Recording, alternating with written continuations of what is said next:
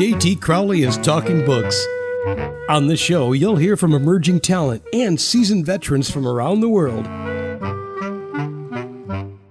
Hello, I'm JT Crowley. I'm the host of Talking Book Show on Web Talk Radio. And today I have the huge pleasure of chatting to Linda Elliott Chrisman about her kids' book, which she has illustrated herself. The book is called There's a Hedgehog in My Hair. And you'll see why when you look at the illustrations that she's done. As I said, she's done them herself. Now, Linda is from North Carolina. She's up towards the Oregon border because we've just had a little chat beforehand, and the fabulous scenery that you'll see behind everybody is where she lives. It's breathtaking. So you'll see it when she talks, everybody. You're not going to see it now whilst I'm talking. So, Linda, all the way from Northern California, would you care to come and join me on the show? Yes. Good morning, John. How are you? I'm very good. And it's good morning for Linda, and it's evening for me, everybody, because Linda is in, as I said, in Northern California, and I'm in the United Kingdom. An 8-hour time difference, morning and evening. There you go. So, what's this book about, and who is Linda Chrisman? Well, let me get her to talk to us about herself. So, Linda, before we open the book, I know you've got it in your hand there. Who are you, and what's the backdrop to this book? Well, I am, most important for this book, grandmother of 6. And they came to visit one hot sunny afternoon, and I had things planned for them, water play and imagination play and lemonade and fun times in the backyard. And we spent a long, wonderful, exhausting day. And when it was all done, I sat on my front porch waving goodbye and was just exhausted, thinking, oh my, I was so excited to see them come, so excited to see them go. And my littlest granddaughter came out, who lived nearby and was still there with me, and said, Nana, why are you smiling? I didn't realize I was, but, I told her, I guess I just had a really good day and I'm tired. And then the story just poured out of my soul from that point. I grabbed a pen and a paper that I always have nearby, notebook, and started just sketching down the thoughts about this story, ideas for the illustrations, and it just sort of poured out of me. So now, everybody, you've seen a glimpse to the background of where Linda is. Isn't it breathtaking? And we might catch some hummingbirds on that bird catcher there. You never know. And John, I do need to correct myself. As you were asking me about the backdrop for this story, I was glancing at the cover for another story that I have just published. Not this one. This story, the backdrop of it was set when I was spending a day with my little granddaughters trying to comb the tangles out of their hair. And I was using phrases and distractions the same way that my grandmother had used for me when I was a little girl, to keep me from crying and squinching and running away from her combing and detangling. That's the backdrop for this particular story. See, she has backdrops to her books, everybody, but we're just focusing on this book. So sorry. For the time being. So, let's open the book. And as you can see, that Linda is holding up the cover. Do you want to say something about the cover, Linda? Well, this is a little bit of a combination of one of my granddaughters and myself. I was mostly focusing on trying to make it look like my granddaughter when it was all said and done. my family pointed out, hey, that's you when you were little. But this is the hedgehog in her hair, and we will actually see this illustration at the very end of the story. Okay, let's go. So, Linda, when I look at the book, I'll go to the first illustration, and the story here is my hair was smooth and silky soft when I went to bed last night. But this morning at breakfast, my granny screamed, "Your hair is ratty fright." And you've got a picture there. So, would you care to, just tell us about, the illustration there and this, ratty fright? Talk us through it. Well, this is just a little one toddling off to bed, her teddy bear in her arm, peeking over her shoulder. Obviously, someone has lovingly combed out all the tangles. It's smooth and silky soft. And that's just my thoughts with this picture, what this came from. I don't know everybody's phrases for messy, knotted hair, but tangled hair, but we call it rats. Your hair is so full of rats.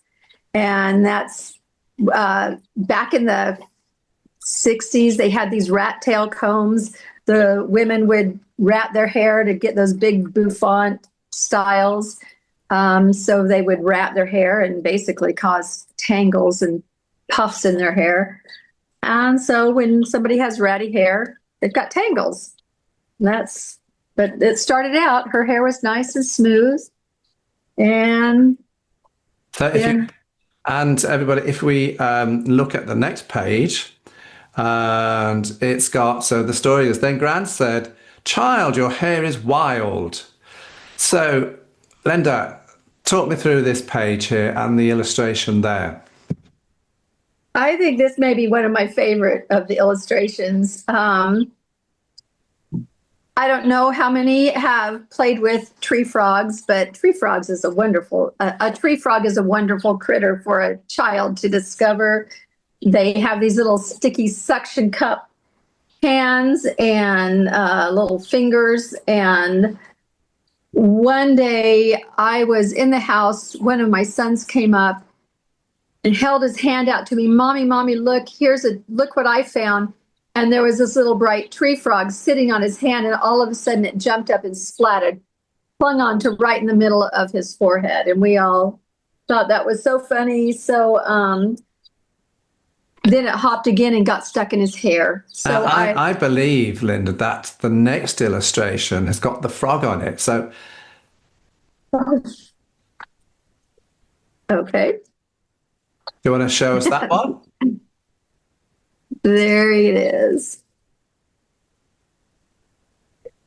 Out kerplop hopped a sticky frog, but no rats or cats or even a dog. Gran continued to brush. Oh no. My neighbors have begun to mow their lawn. And that's the next one, everybody. Would you tell us what's on that page? The bristles pulled, the bristles stuck. I saw some feathers, then out waddled a duck.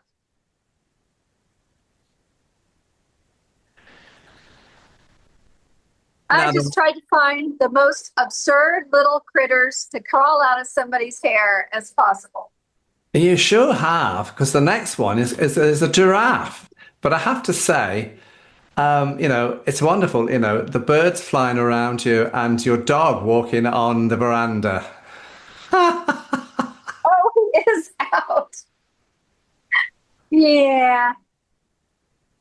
So what's on this little page? This is a long-necked giraffe. Did not make me laugh when it curled right over my forehead. And then it comes to,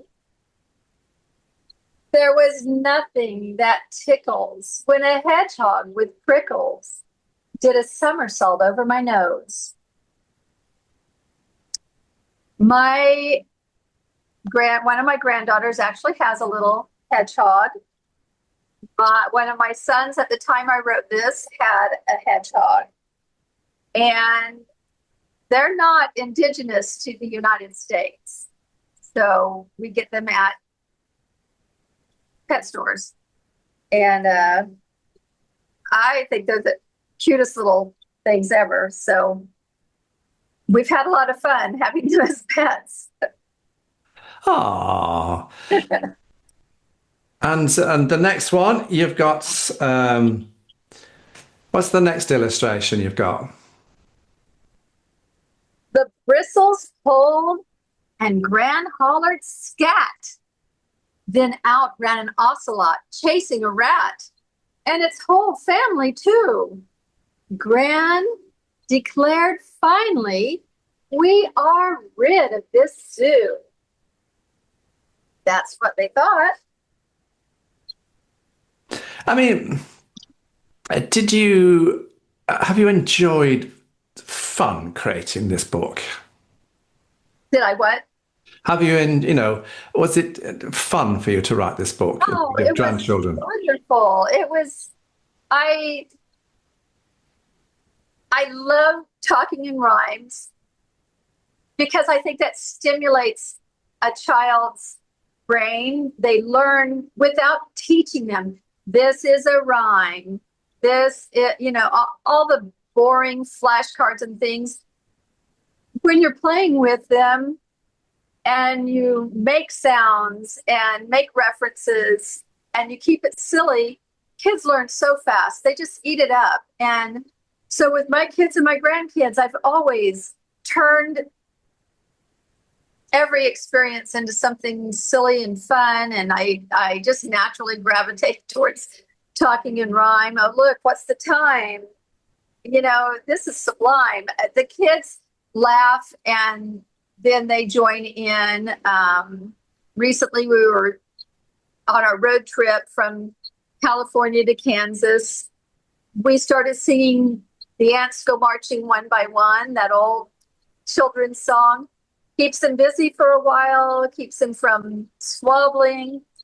And we just made up new rhymes to it. And I said, don't sing the same songs, don't sing the same words, change. And so they laughed and they giggled and they had so much fun. And, little did they know, my whole purpose for that song and the songs that we sang for the next mile or two down the road was to keep them from squabbling, just as my mother employed during my childhood. But it was wonderful. They also learned and they made silly rhymes. And so, when I was writing this, it just flowed naturally. It was fun to find the rhymes and the braids. And a couple times, the rhymes and the words, a couple of times I got hung up with trying to come up with something. And if one of the grandkids was there, I would say something to them just to see what their reply would be. And sometimes they would help me find that rhyming word that would come next. And So, I think you get your inspiration from kids, don't you? Yeah. I had the blessing of having just a fairy tale childhood. Of course, everybody has life and real stuff that happens that's not perfect, but my mother had a voice like Julie Andrews, perfect pitch, and she sang all the time. Our lullabies were hit tunes. It was just fun. We sang, we cleaned, we gardened, singing. Everything we did was singing. And that, and then my grandmothers would come and stay with us for a month to 3 months at a time over birthday seasons or holiday seasons. And there was just a lot of magic and fun and gentleness and lots of playing games. And so I just felt like that was such a wonderful experience for me. I didn't want it to end just because I got older. And so I wanted to make sure that continued with my kids, my grandkids. And any kids I'm around, their friends, many of their friends kind of grew up in our house, and which now back in Kansas, one of our sons and granddaughter is now living in that house. And it's so much fun to have him shoot us texts of dinner parties. And all the same kids are still hanging out in my kitchen. And they've got their kids now too. And yeah, so I guess I don't want to grow up. No. The best grown-up adults are the ones that are kids at heart. Most of us are that. Some of us, we blokes, women would say, well, we never grow up. That's another story. Whole other. I loved the page. You've just had a hummingbird land on your feeder. I love the page, and it's got the character has got a yellow top on, and the storyline starts up when I got hungry and wanted a snack. Would you like to show everybody that page? I love it. Well, here is the little girl. Is this the picture? That's it. Yeah. Yeah. When I got hungry and wanted a snack, I had a peach jelly sandwich, grand packed in my sack. After lunch, we went out to play. It was a warm and windy, full of leaves kind of day. The wind was blustery, but I didn't care. I had beautiful, wonderful braids in my hair. And leaves and paper bits held in with glue, and a bit of my peach jelly sandwich bread, too. I flipped my hood up. Oh, when the school bell rang, it filled me with dread. I flipped my hood up to cover my head.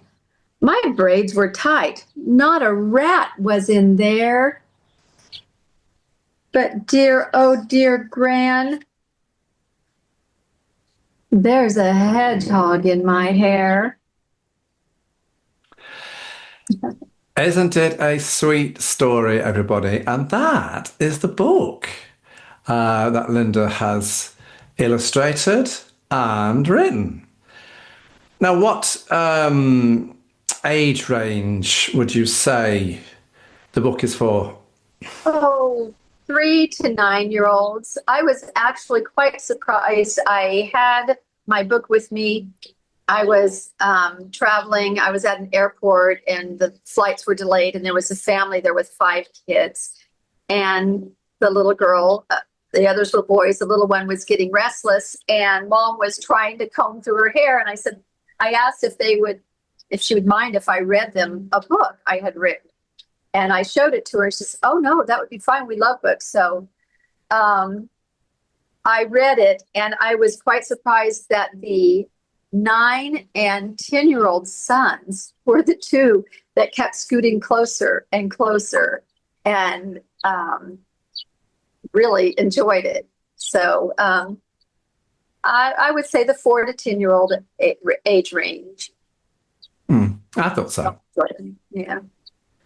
It's great, isn't it, to watch children's faces light up when they read a book? It is. It is. It's a whole world. Kids are missing out so much because younger and younger and younger kids are being provided with phones and the whole world in their hand. But it's an adult world. They really shouldn't be that exposed to it. They need books. They need the tangible, hold on to it, turn the page, the touch, the feel, the sound of the pages turning. And even like in a library or a bookstore, the smells of both fresh ink and old books. I always loved going into an old library, and even that smell of the old stored books. It was wonderful. But do you know what I like when I get a new book? It's the smell of the new book. Absolutely. Absolutely. Yeah. It's wonderful. It's exciting. It's like Christmas morning. But unfortunately, we are on our phones a lot these days, and I can't talk because I've just read the script off a phone whilst I was doing the interview. There you go. And there's a beautiful hummingbird just landed on. Oh. Flown off. Flown off. So, where can people get your books from, Linda? It is available through they can go online, exlibris.com. They can go to Barnes and Nobles online and some in store. Also at Amazon.com, Amazon bookstore. All available. There you go, everyone. Now, do you intend to write any more books? Yes, indeed. I can't seem to stop. I have one on the market now. And once again, it's grandma and grandchildren. I have two more that I've started illustrating. I generally have several projects going at a time because I'll get started on one and have an idea for another. So I'll go ahead and sketch it out or jot notes. I have a list of perhaps 50 or 70 titles that if things strike me and I write them down and think, oh, that would be a fun book to write.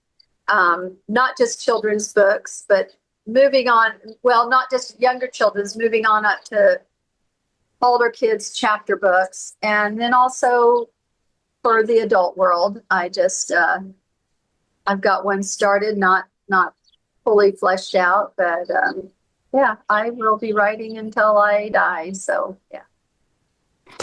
And with a bit of luck, everybody, she might give me another interview, but I need to work on that one with her. You won't have to look too hard. Anyway, I just want to thank Linda for coming on my show and giving me the wonderful opportunity to talk to her about her book, There's a Hedgehog in My Hair, for the 4 to 10-year-olds. And as you can see, there are beautiful illustrations, which she's done herself. And it's a great little read, everybody. Thank you so much. I'm JT Crowley. Thank you for listening wherever you're in the world. Until next time, stay safe.